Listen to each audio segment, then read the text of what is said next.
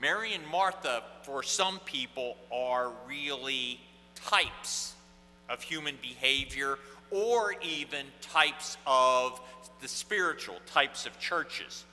Martha is anxious and busy. She's an action person. Mary seems more contemplative. Some would call her more spiritual. Martha talks, and she's quite direct when she speaks to Jesus. But notice she does not speak to Mary. And Mary is portrayed as someone who listens. Or maybe even look at them as two parts of a relationship. Mary and Martha together form a healthy person. Left separately, maybe they're too much on the edge. Martha is pulled in too many directions. She's unfocused. She's bounding about trying to do everything and can't do it all. So she becomes anxious and worried. One of the great ways to read this story is to put yourself in the place of the three characters here. Where do I identify with Martha? Where do I identify with Mary? Where do I identify with Jesus? And it's quite striking. Almost everyone who studies this passage will talk about Mary and Martha, but almost never Jesus in the story, or the advice of Jesus in the story. Most people, in my experience, not only identify with Martha, but are casually dismissive of Mary, the seemingly listening contemplative. We, in this 4-verse miracle of a story, understand Martha, we think. We understand Mary, we think. People often say, well, Martha's been left to do everything. What else is she going to do? Was Mary unhelpful in the preparations? We have no idea, but we sure act like we know. She hasn't done a thing. She hasn't, as people would say, lift the finger. And that is possible. Sometimes the mystic gets so carried away that they lose their tether to real physical needs. They aren't grounded in this world anymore in their attempt to find union with the divine. But we do not know what Mary has done or has not done. All we know is that she has chosen to listen to Jesus when he's speaking in the home of Martha. Perhaps, and Jesus seems to allude to this, Mary has decided to be in the presence of the voice of Jesus, to center her life, to give her an anchor in her life. Jesus Christ is talking in Martha's house, and it appears Martha can't hear a word because she's flustered and anxious and distracted, and she's quite simply too busy. She has not heard, perhaps, a word of Jesus in her flurry of activity. Jesus calls her distracted and worried. You could also call it also could be translated as, Martha, Martha, you are overly burdened. Martha, Martha, you are so flustered because you don't have a focal point.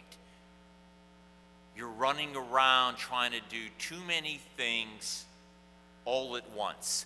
The ultimate reference point and guide of all creation, as Colossians says, the glue of our lives, is there in her house. And she's worried about where you put the salad fork. The same Jesus who is going to sit at table with Martha and Mary. The same Jesus who is speaking wisdom to them is the very glue of the cosmos, the very goal of the cosmos.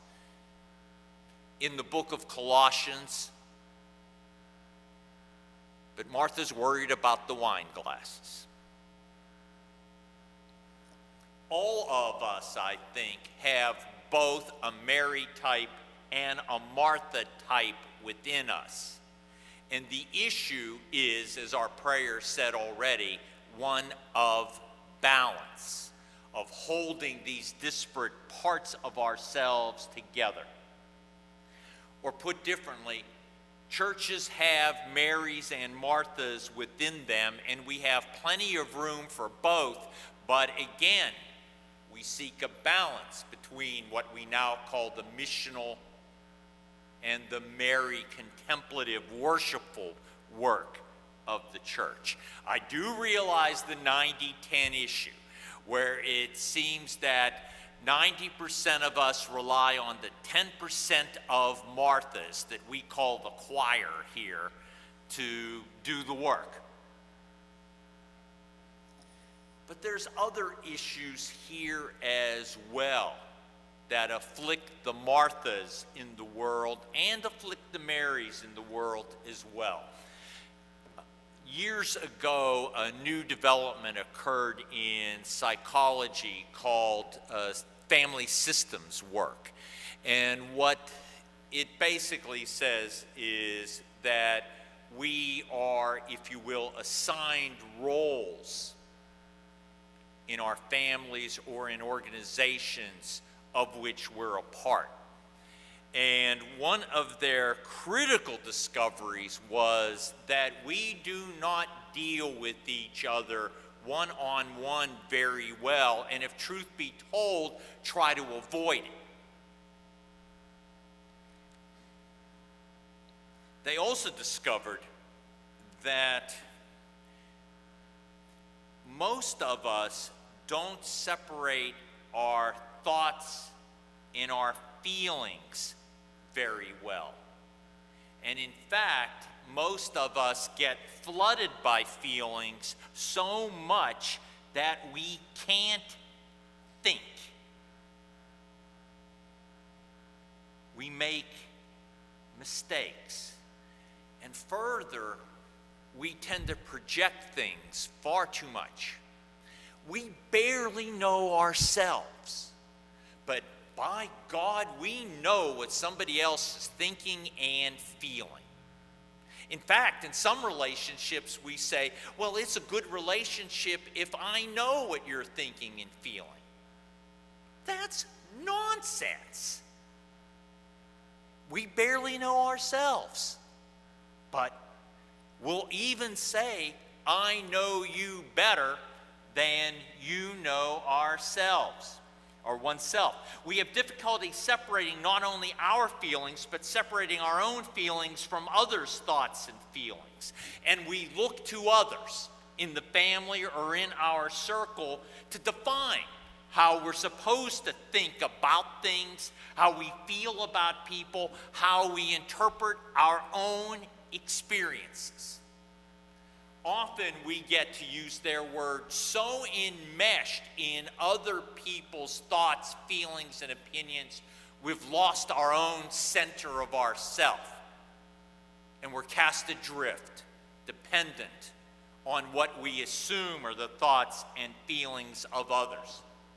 It is indeed a rare family or group where people are able to have different values, different opinions, different thoughts, different feelings than other family members, but still being able to stay emotionally connected, to be able to calmly reflect on an interaction and choose a response with some care and indeed wisdom.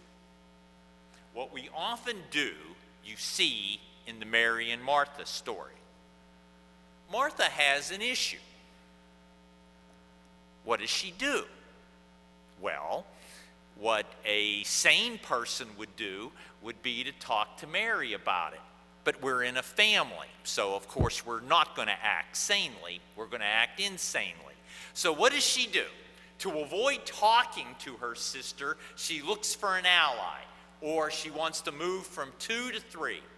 Some therapists call it the power of 3. She's looking for an ally. In families, allies are usually the mother-in-law, brother or sister, or my best friend, which in many relationships is defined as the person I complain about my spouse to. Jesus is trying to get triangled by Martha. Don't you care that my sister has left me to do everything herself? You go talk to her.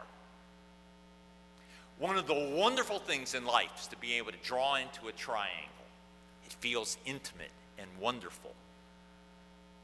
But it harms the relationship. Jesus, the therapist here, won't do it. At the same time, he shows support for both Martha and Mary. He won't criticize Mary, and maybe especially in public, but Martha, he shows what Martha so desperately wants: recognition and sympathy. Martha, Martha, you are overburdened. You are so anxious and distracted. There's only one thing you need.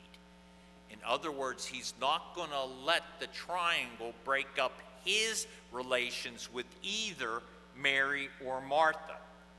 When people are able to have a solid center in their lives, they're less liable to triangle other people, to allow themselves to be triangled. They cope better with stress. They face life more rationally, more calmly, less anxiously. I only this week caught a different word here in this 4-verse miracle of a story. Mary is focused on Jesus and sits at his feet. Martha is pictured alongside Jesus, separated and hovering about him. And maybe that orientation makes all the difference. If we orient ourselves at the feet of Jesus, that means we listen and follow closely. But if we're hovering and distracted, Jesus is just one of the many focal points clamoring for our attention. And when we lose sight of Jesus as the spiritual center of life, that's when we're more liable to get anxious and troubled, agitated and overwhelmed in church, in family, and at work. It's not that we have so many tasks, is that we displace so many of our tasks for what we know is important in our lives, so that our very busyness may well be at the core of the issue, where Jesus can continue to pull together the many fragments of our lives and help us discover or restore our balance emotionally, mentally, and socially.